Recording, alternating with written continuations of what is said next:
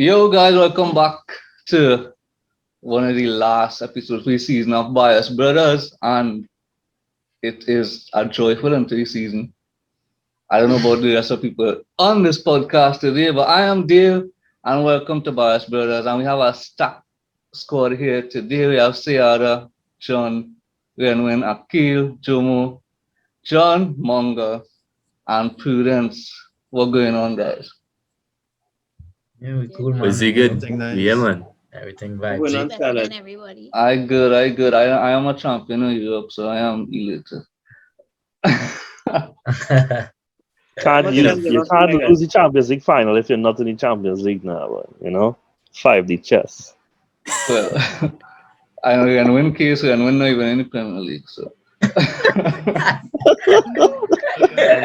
Something from our fighting like Scarlett, we Well, go like get away with this champion of Europe thing for like the first week. After that, now for the he'll whole start year, for the whole year, for the whole year, I'm taking the The whole whole year. year? the whole year, Come on.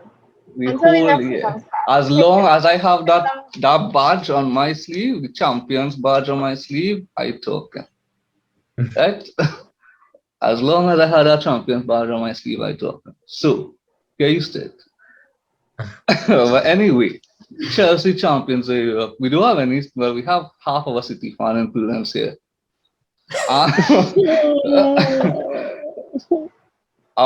Prudence, since you on the City side and Pep side, you tell me about the final. You tell me your thoughts on that final. I would say coming into the game, the atmosphere was nice in terms of the fans. Not sure what Pep tactic was or his goal was, seeing that he didn't start his holding midfielder Fernandino. Formation kind of struggle against Chelsea's big defense. It was like a rock; they just couldn't break through.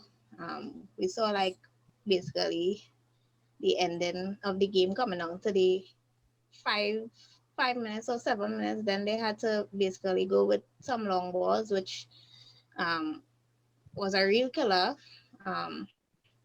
So yeah, like I say, I'm not sure. I know Pep is known for changing his tactics, but it just didn't go against the Chelsea squad, who just happened to beat them like 2-3 times before that.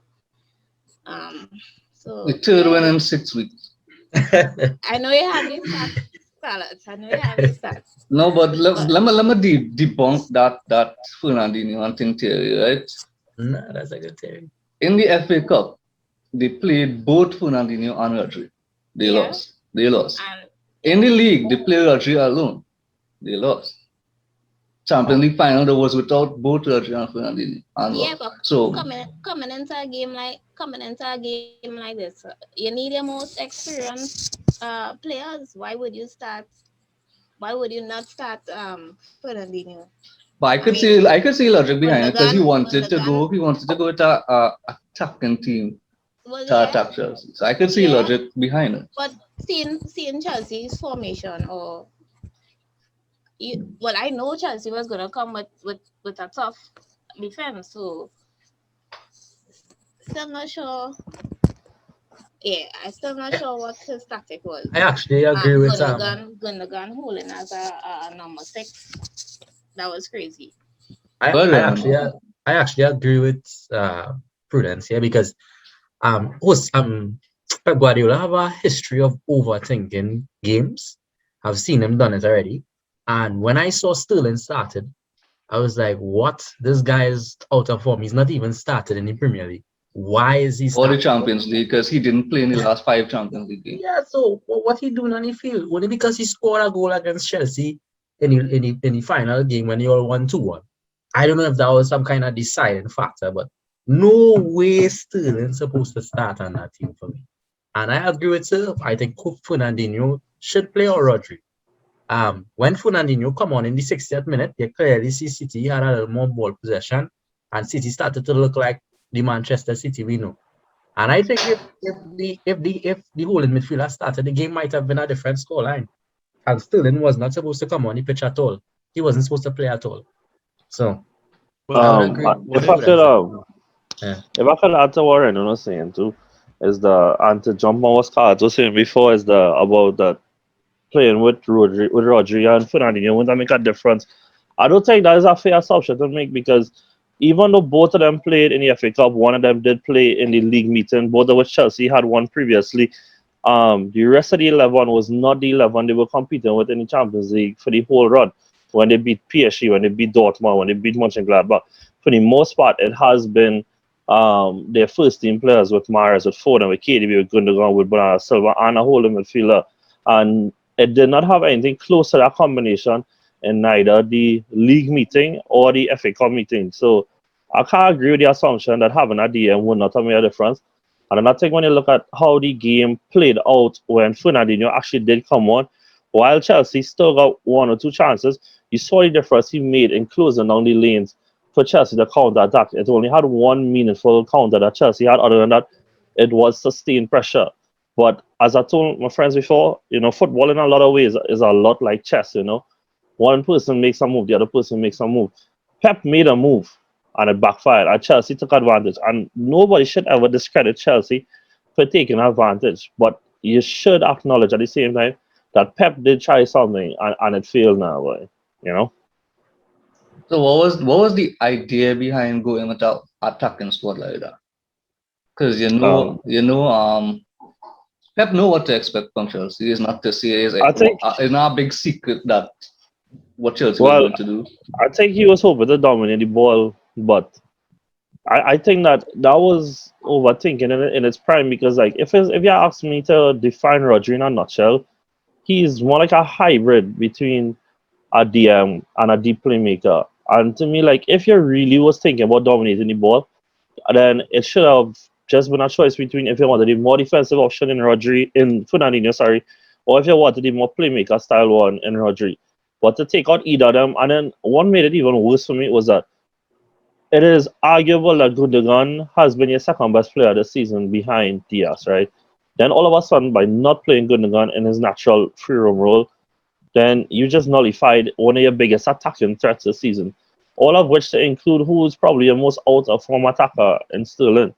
Because Gabriel was getting some form, Ferran Torres was getting some form, even Aguero was scoring before the final. And you chose the wrong attacker to try and force in the lineup. And the thing is, it is characteristic of Pep at this point that we know that at a big moment he's going to try something crazy. Like, I don't know if you guys remember, but last year, Mahrez was the second highest goal contributor for City in the league and Champions League last season. And yet, when it came to the knockouts, he neither started nor came off the bench. It Mm. has been something that since Pep left Bayern, that all of a sudden he's become this complicated manager. Because at Barca, at Bayern, he had his 11, and that was 11 out of played. But ever since at City, that complicated gene started kicking. And unfortunately, that's the one thing out of everything that Arteta decided to inherit, which is the complicated gene. So, I yes. to tell that story by itself. We will not get to Disrespectful though. that. Scarlett, let me jump I in just here quick. wanna. Too. Okay, go ahead. Because look, even from before with Aguero, you losing the game when you have Aguero on the bench. Yeah. Towards the end of the season, when the title was won, he should have given Aguero game time to get matched. You gave him no game time. You gave him half an hour for the last game. Now you bring him on in 50 minutes ago, and he's not as sharp as he should be when But he had all I that. don't even think Aguero was part of Pep plans. No? Yes, and then you're crying in the league. Yeah, Playing him in the I, league was I just agree. phasing him out of the team. That was basically it. I agree with I that. agree. Yeah. Yeah. But on the topic of, because Syria attack stealing a little bit, but and I agree, like, somebody like Aguero is obviously the choice we go with, but I wouldn't say Sterling was completely out because, like, in the earlys, you see when Edison put a long ball over and Sterling's speed count on the left side, and he get a couple of chances to either create or to score himself, and I wouldn't completely put him out. Well, you know I who did think, completely put him out Okay. though? Yeah, Reece Rich James. James. Get back him. Yeah, He was horrible. He was horrible. And that was the one chance, Akil. One And chance you get more than I one give you, chance. You Akil. get one. the But one or two Rich no, James had times the number. Like Rich James had Sterling. the one or two Like, times he get through as Peliqueta was covering Yeah, on the outside. So I mean, that's just a and product of how yeah, good Chelsea defense play as a unit. So, and I mean, Reece James arguably the best right back in the league. Like Yeah, yeah. On I that wouldn't note, I would say he say play horrible. Rhys James and Chilwell is the best wing backs in the league. Well, wing backs, full backs in the league. Chilwell is a stretch. Mm. Chilwell is a stretch. I like the returns Yeah, Chilwell that had a good got in the league. season. Yeah. Sure, had a good first campaign, but I'm loving about mm, your boy winner now.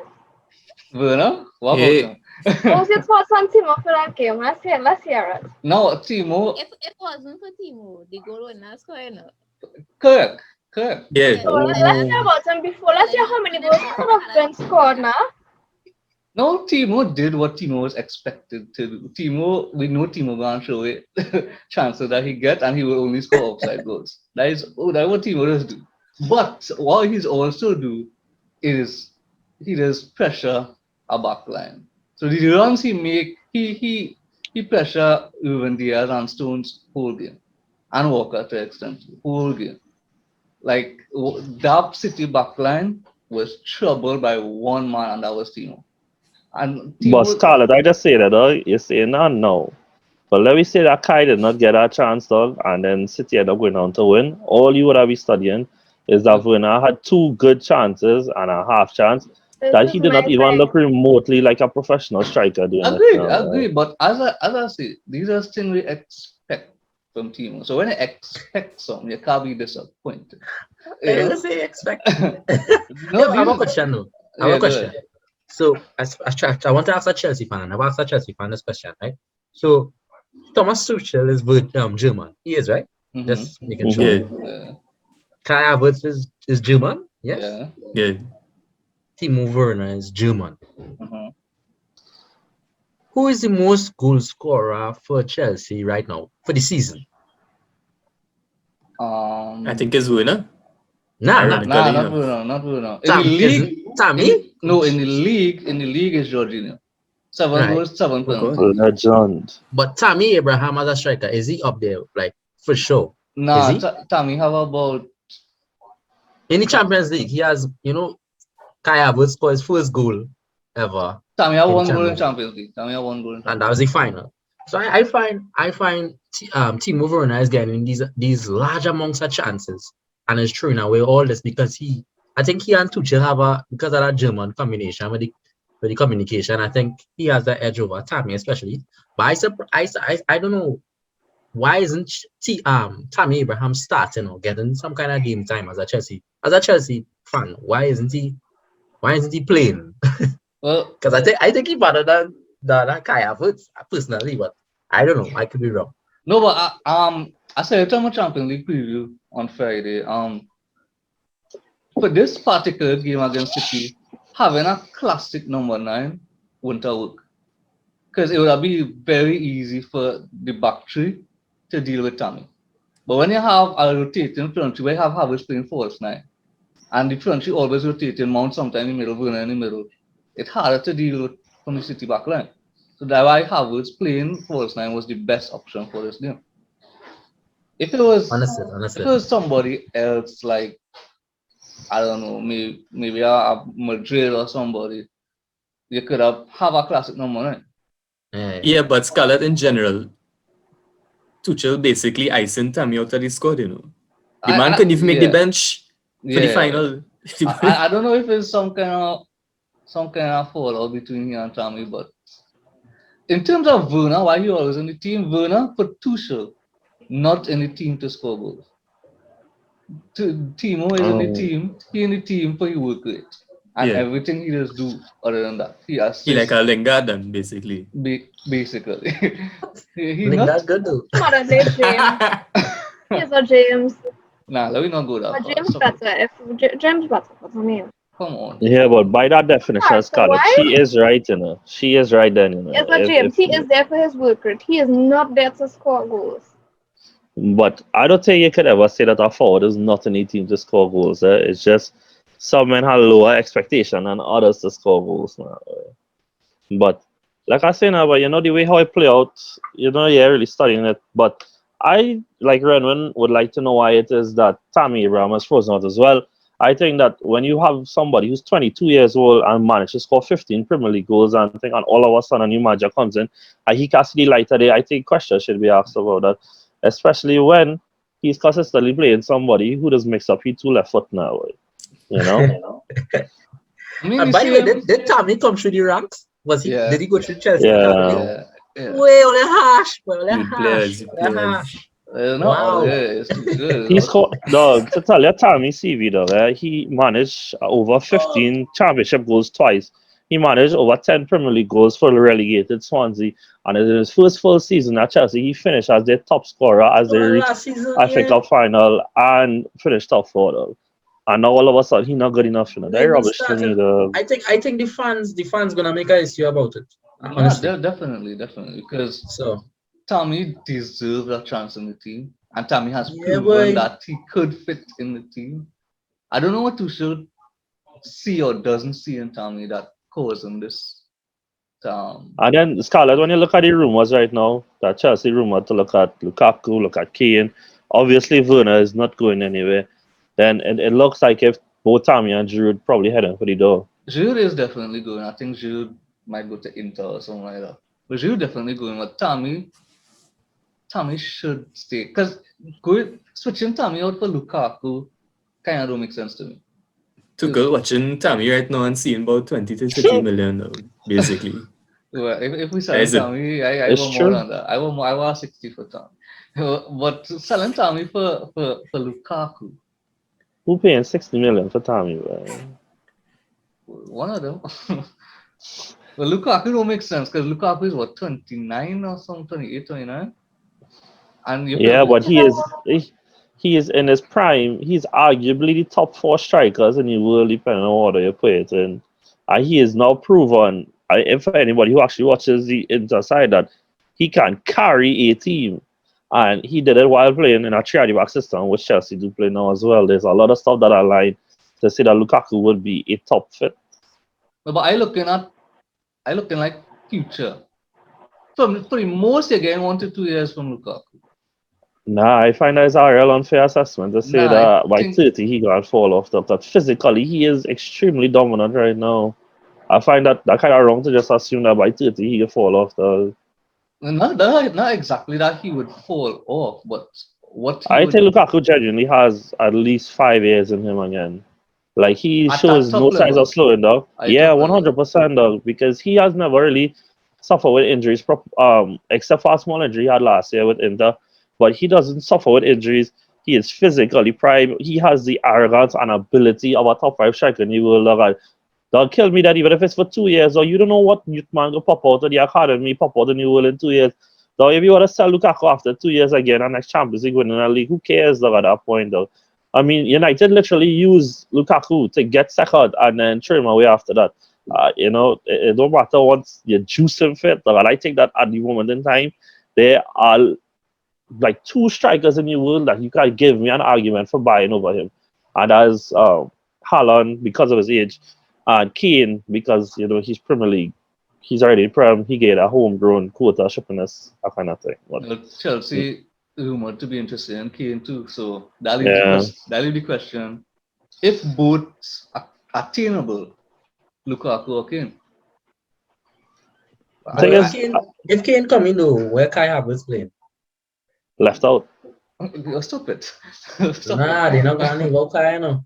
I feel We're not Tuchel going to like bench. Kai would Tuchel just like that. No, but Tuchel like that German Kai boy. wouldn't He play. like that German. He wouldn't play like false them nine. Germans. He wouldn't play false nine if we have a classic striker. Kai would dog, play. Kai would play in his actual position, which is behind the strikers. so when Mount played. Mount could play out wide. Okay. I don't see anybody moving King, dog. That Mount club in the dog. Nobody talking, dog. Everywhere he go, he's telling everybody, talk to me nice in the dog. Nobody can tell he's nothing, dog. I don't see nobody moving he from there, dog. I think if actual striker coming, I think like he might have multiple systems that he might run, but I think like that false nine, especially like how the prem is and how his game is the best thing for him. If actual striker coming, might see some pressure. And the thing is like any other system. So far, I know Mendes grabs Lampard. I don't find Lampard is as bad as men make him sound. I think He wasn't. he wasn't, right? He was Lampard really did try his best to get both Mount and Kai in the side. Though. I think that was like a director from all the way up to the board, I think. And it didn't work. It had no other way for it to work now. Way. I feel like this false nine with Mud running behind him is probably the only way to get the two of them in the side. I agree. I agree. And even people will say talk about Lampard, how Lampard was. Lampard wasn't ready. Lampard finished the Champions League group stage with 2 goals conceded. 2 goals conceded. And what in the league? Lampard, remember Lampard was top of the league by in November, December. And where he was when he gets sacked? Don't worry about that. What? Oh. Oh. But Oh. that was just a bad run of games. A bad run about 4 or 5 games that make me drop so low. 4 or 5 games. You answer this question. Oh, You no, think 2 games is a bad run. 4 or 5? answer Dog, this, it's tired of face when she say that to the dog. answer this, David. You think Ole would have win Champions League with Lampard? No, Come definitely on. not. Definitely Negative. Not. Definitely not. Right, Ole so think don't- Ole make top 4 Lampard? Nah, come on, man. Come on. But he made up for last year. Though. Yeah, with Aaron our games? Now, if Lampard was still in charge, we would not make Champions League final. Definitely not. And we was 9th at the time Lampard got sacked. So I'm not sure if we would have finished top 4 either. So it was a good change from Abramovich to bring in Tuchel. But okay, Chelsea 4 goals conceded in the whole season, and the 3rd highest scorers. Well, in Champions League, 4 goals conceded in the season, which is the record, the least amount of goals conceded, and 3rd highest scorers behind City and Bayern. Is this Chelsea team one of the best title-winning teams in history? Champions League history, the stats would say yes, based on what you just say. I mean, if you look at the teams they had to beat to reach where they're at now, I mean, it was a respectable running. Who it was? PSG. No, we didn't play. No, not PSG, Real Madrid. It was Atletico, Porto, Madrid. Right. So Porto is probably the only, you could say, expected side that they would have been expected to beat. And still Porto was still a strong side too. Yeah, Atletico win the league. They always have a solid team, especially defensively. So, in terms of Champions League, yeah, I would give them that. Yeah. I mean, in terms of the energy and the vibe, I would prefer the Drogba era. But I think looking at the stats, definitely this is probably the best side Chelsea ever had. And what about in Champions League history? Not just Chelsea history, but Champions since 1993, the first Champions League season. Oh, I can't remember that one. Now, but I know I think this season, well, this Chelsea team is probably one of the best teams to win the title, especially with the least amount of goals scored. 1 loss for the whole season, which was Porto, and should not lose that game because the game was done anyway. And the 3rd highest top scorers. You feel the Chelsea side will be the side that lost to United in the final? In 2008? Yeah. No. Not at all. That 2008 side was good, but talk nicely about United that it was actually extremely good then. No, the 2008 side was good. The manager was not good. Yeah, exactly, basically, yeah. But it was still a case of Abraham Grant coming in and replacing Mourinho. It's still what's happening now with Tuchel coming and replace Lampard. So on the 3 occasions that a manager come in and replace an ex-manager, we make Champions League final. So I guess that is something to look at. Oh, you know what to do next season then? Well, I guess so. We could begin. Yeah, if Frank wasn't as bad as they say he was, bring back but reverse, bring him back. Yeah. Nah, he go in Palace. So on the topic of City though, what next for City? Because English teams usually have a knack for losing their first Champions League final, then going on to win after. Like Chelsea in 08, like Liverpool in that wasn't the first final, but like Liverpool in 2018, and then went on to win 2019. So, what next for City?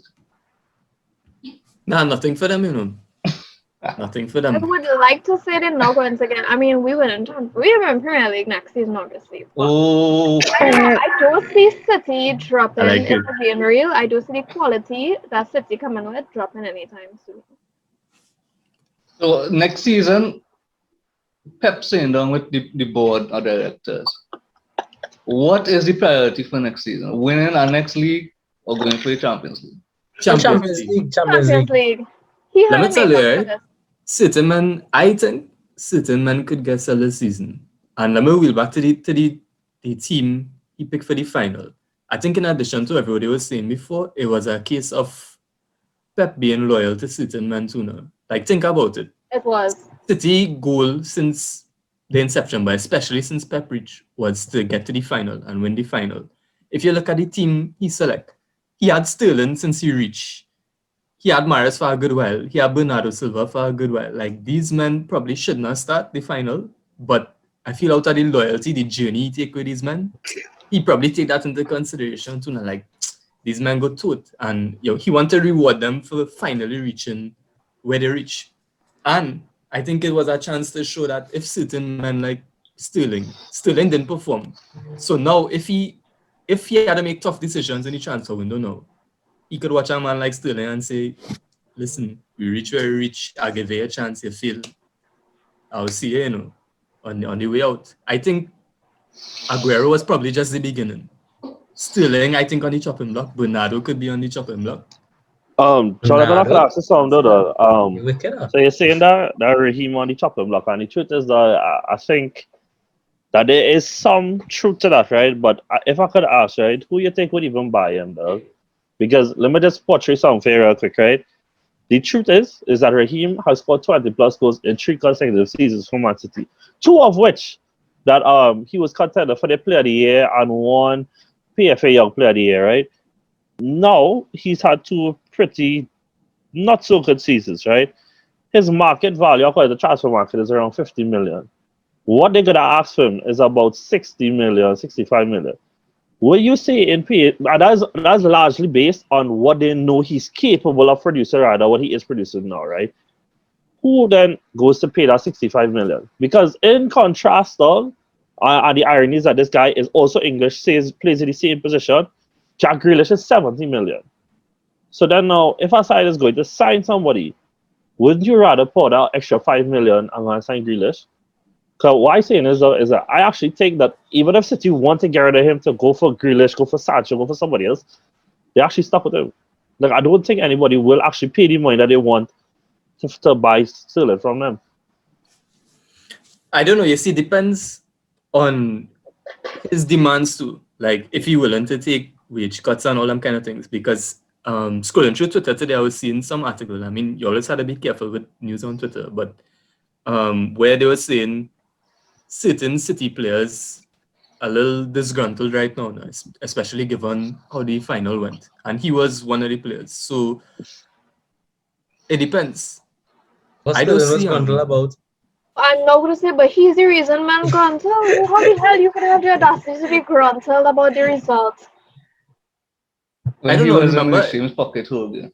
it's more than footballer. I mean, people rave about Pep, but Pep is a real firm manager. I show everybody here see the Correct. clip Yeah. about Yeah. when he stormed in the dressing room and he was like, nobody talk, everybody sit down, just relax.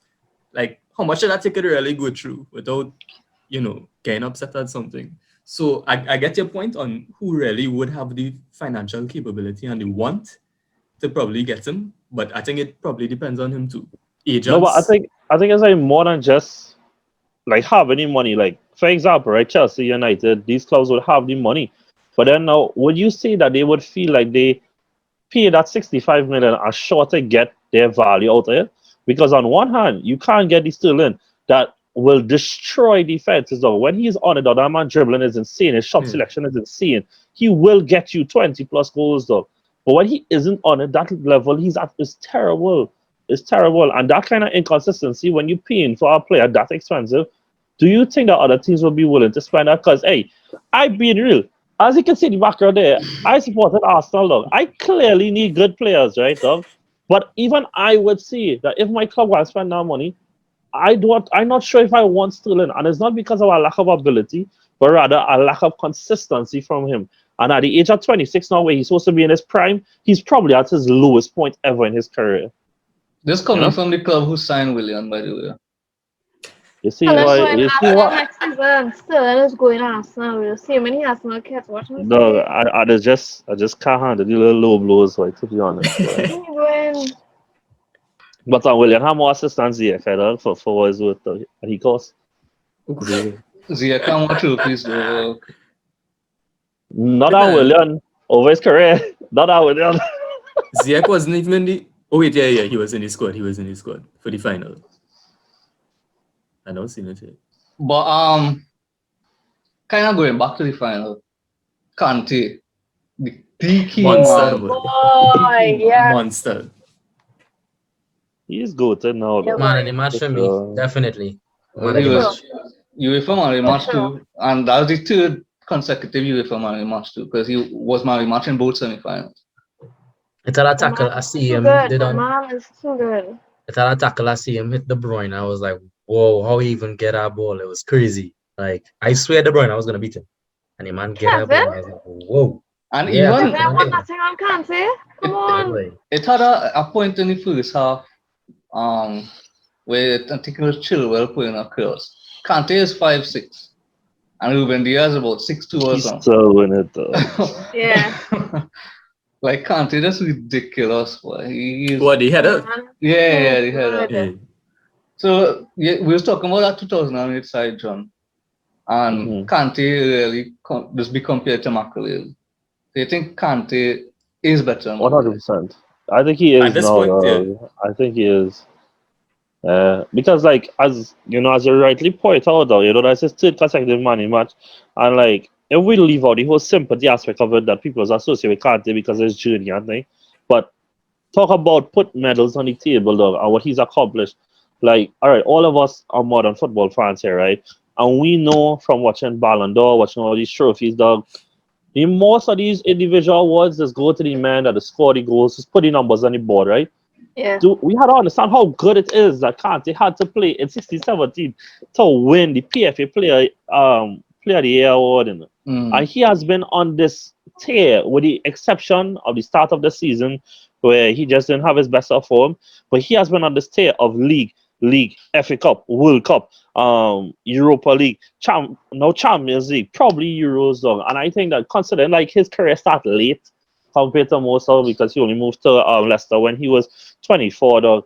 It has been fantastic, and I think that now with his achievements, his personal achievements, and all-round ability, that not just Makelele, but we talk about Kante. By the time he retires, is going to be one of those players that we're going to talk about as one of the greatest ever in his position. Well, I was now going to ask that if he would be For sure. considered like one of the best players ever in that position. So, For me, yeah.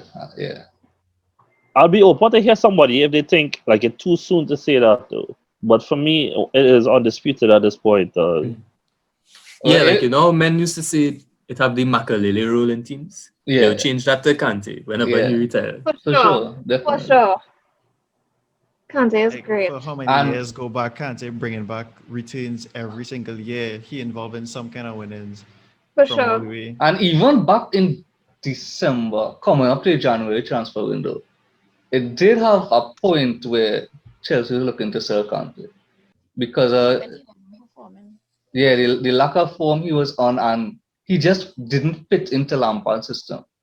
Like Kante was one of the players who was not in Lampard's squad every game. Lampard again, That's yes? not good, boy. That's not good. Well, No. Lampard have his son, and Mount had to play, Hey guys, thank you for listening. There are more parts to this conversation, so look out for those episodes on 2nd and 4th of June. Keep supporting us. Have a nice.